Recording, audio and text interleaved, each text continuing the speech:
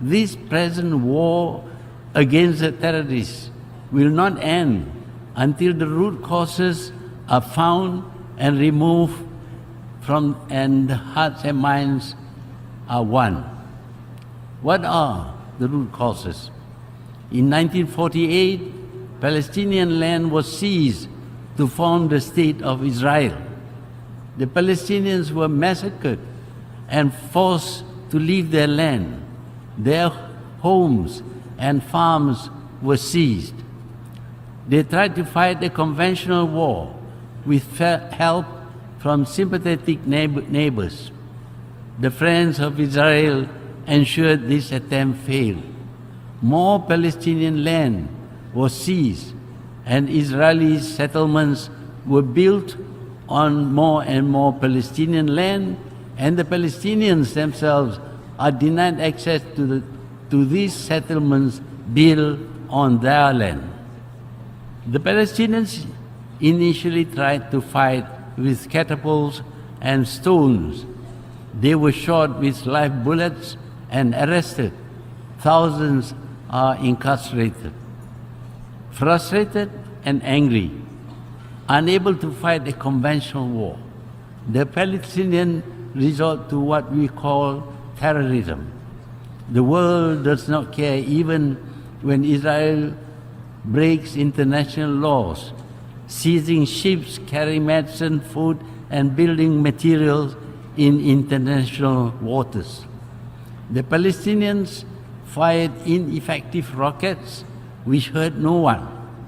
Massive retaliations were mounted by Israel, rocketing and bombing hospitals, schools, and other buildings, killing innocent civilians, including school children and hospital patients, and more. The world reward Israel deliberately provoking Palestine by recognizing Jerusalem as the capital of Israel.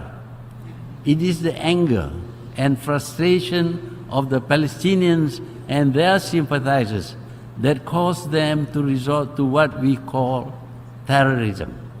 But it is important to acknowledge that any act which terrifies people also constitute terrorism, and states dropping bombs on or launching rockets which maim and kill innocent people also terrify people.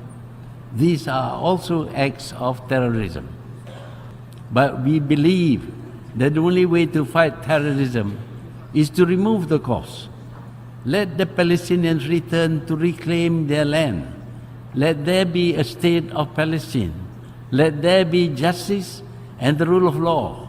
Warring against them will not stop terrorism, nor will out-terrorizing them succeed. We need to remind ourselves that the United Nations organization, like the League of Nations before, was conceived for the noble purpose of ending wars between nations. Wars are about killing people. Modern wars are about mass killings and total destruction countrywide. Civilized nations claim that they abhor killings for any reason. When a man kills, he commits the crime of murder, and the punishment may be death. But wars, we all know, encourage and legitimize killings. Indeed, the killings are regarded as noble, and the killers are hailed as heroes. They get medals stuck to their chests and statues erected in their honor, have their names mentioned in history books. There is something wrong about our way of thinking with our value system. Kill one man, it is murder. Kill a million and you become a hero. And so we still believe that conflicts between nations can be resolved with war. And because we still do, we must prepare for war. The old adage says, to have peace, prepare for war.